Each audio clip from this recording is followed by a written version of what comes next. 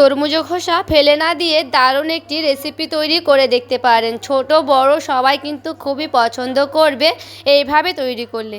নমস্কার বন্ধুরা, অমৃতাদি কুকিং চ্যানেলে সবাইকে স্বাগত জানিয়ে আবারও হাজির হয়েছি। তো যে সকল বন্ধুরা ইউটিউব চ্যানেল থেকে দেখছেন তারা প্লিজ চ্যানেলটাকে সাবস্ক্রাইব করে আমার পাশে থাকবেন, আর যারা ফেসবুক থেকে দেখছেন তারা পেজটাকে ফলো করে রাখবেন। আর স্কিপ না করে পুরো রেসিপিটি দেখা অনুরোধ রইল, লাইক দিয়ে ভিডিওটি দেখবেন। তো চলুন রেসিপিটি দেখে নেওয়া যাক। এখানে দেখুন বন্ধুরা, একটা আমি তরমুজ নিয়েছি। তো তরমুজটাকে খুব ভালো মতো করে কেটে নিচ্ছি। এটা কিন্তু গোটা তরমুজ আছে। গোটা তরমুজটা কেটে নিয়ে তারপরে ভেতরের অংশটাকে বের করে খোসাটা নিয়ে আসছি, তারপরে দেখাচ্ছি। আর এখানে দেখুন বন্ধুরা, তরমুজের খোসাটাকে নিয়েছি, আর সেই তরমুজের খাবারগুলো কিন্তু আমি বের করে নিয়েছি, আর এই খোসাগুলো রেখেছি। তো এই খোসাগুলোকে আমি ছিলে নেব। তো এইভাবে কিন্তু আমি খোসাগুলোকে কেটে নিচ্ছি। তো দেখুন, তো এইভাবে আমি খোসাগুলোকে ছিলে নেব। খোসাগুলোকে একটু মোটা মোটা করে আমি বাদ দেব।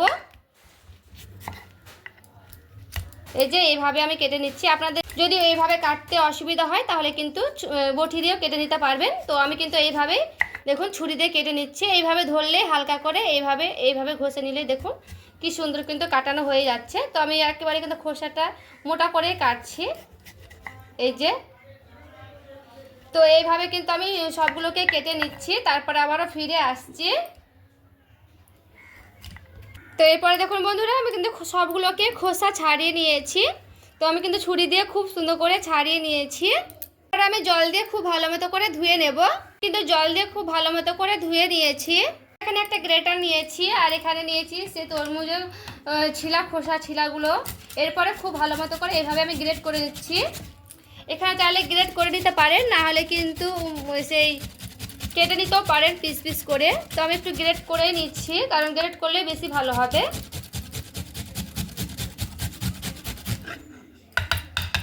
তো আমি এই মোটা দিকটাই করছি গ্রেটটা। তো মিহি দিকটা করলে হবে বা মোটা দিকটা করলে হবে। একটু তাড়াতাড়ি সুবিধার জন্য কিন্তু একটু মোটা দিকটাই করে নিচ্ছি, তাড়াতাড়ি করে করার জন্য। ছোটটা করলে একটু দেরি লাগবে। তো এইভাবে আমি পুরোটাই করে নিচ্ছি সবগুলোকে। গ্রেট দিয়ে তখন ফিরে আসছি আবারও, গ্রেট করে নিলাম। তো গ্রেট করানো কিন্তু হয়ে গেল সবগুলোই। এরপর আমি একটা বাটিতে ঢেলে নিলাম।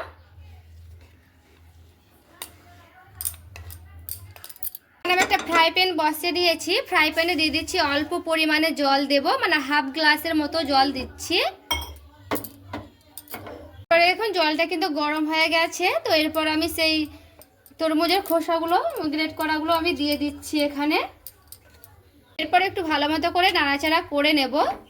তো এটা কিন্তু খুব ভালো মতো করে আমি সেদ্ধ করে নেব।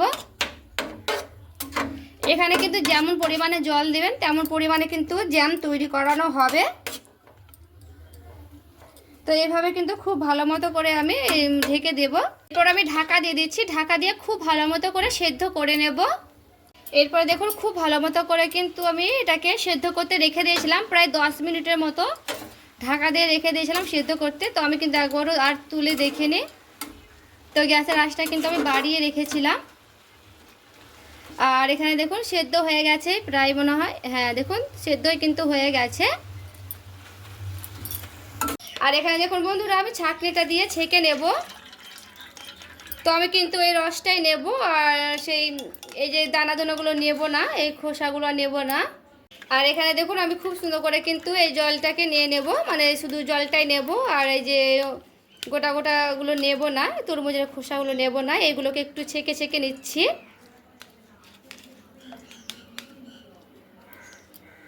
দেখুন বন্ধুরা, সেই তরমুজের এই খোসার জলগুলোই নিয়েছি। তো জলের ভাগটা কিন্তু দেখে শুনে নিয়ে নেবেন, কারণ কম বেশি করে নিতে হবে।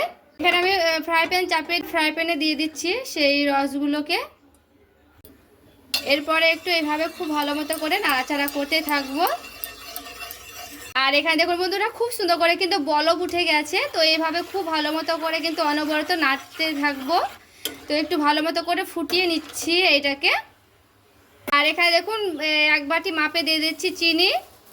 যেহেতু এই জলটা কিন্তু এখানে 2 থেকে আড়াই বাটির মতো হবে, আড়াই বাটির মতো আমি দিয়ে দিয়েছি চিনি। চিনিটা কিন্তু মাপ মতো আমি দিয়ে দিচ্ছি। এবারে চিনিটা দিয়ে সেই তরমুজের রসটাকে দিয়ে খুব ভালো মতো করে এইভাবে নাড়াচাড়া করে নিচ্ছি। তো জলের মাপটা কিন্তু আপনারা আপনাদের পছন্দ মতো নিয়ে নেবেন, কারণ চিনি আর জল কিন্তু মাপ মতো লাগবে। আর এখানে দেখুন বন্ধুরা, খুব ভালো মতো করে চিনিটা কিন্তু গলে গেছে। চিনিটাকে খুব সুন্দর করে কিন্তু গলিয়ে নিতে হবে। আর এখানে যেহেতু তরমুজের খোসা তৈরি করছি, তার জন্য সামান্য করে দিচ্ছি ফুড কালার। একেবারে সামান্য করে দেব একটু লাল করার জন্য। তো বেশি কিন্তু দিতে হবে না, সামান্য করে দিতে হবে। বেশি দিলে কিন্তু একেবারে কালারটা বেশি হয়ে যাবে, তখন অতটা খেতে ভালো লাগবে না বা দেখতে বেশি গাঢ় হয়ে যাবে। তো এরকমই কিন্তু থাকবে, তাহলে কিন্তু হয়ে যাবে। তো দেখুন এরকম কিন্তু আমি ফুড কালারটা রাখলাম। এরপরে দেখুন ফুড কালারটাকে দিয়েও আমি খুব ভালো মতো করে এইভাবে নাড়াচাড়া করে নেব। আর এই যে দেখুন বন্ধুরা, কমতে কমতে কিন্তু অনেকটাই কমে গেছে। তো একটু ভালো মতো করে মানে ঘনত্ব করে নিতে হবে চিনি আর সেই তরমুজের যে খোসা জলটা আমি রেখেছিলাম ওইটা দিয়ে কিন্তু। আর দেখুন আমি একটু এইভাবে দেখাচ্ছি, দেখুন এইভাবে কিন্তু একটু চ্যাটচ্যাটে ভাব হয়ে যাবে। এই যে আমি হাত দিয়েও এইভাবে দেখাচ্ছি, একটু চ্যাটচ্যাটে ভাব হয়ে গেলে কিন্তু পুরোপুরিভাবে রেডি হয়ে যাবে। আর আমি একটা প্লাস্টিকের বাটি নিয়েছি, আপনারা চাইলে কাচের বোতলও নিতে পারেন। তো সেক্ষেত্রে কাচের বোতলও কিন্তু খুব ভালো হবে। তো এভাবে আমি ঢেলে নিচ্ছি।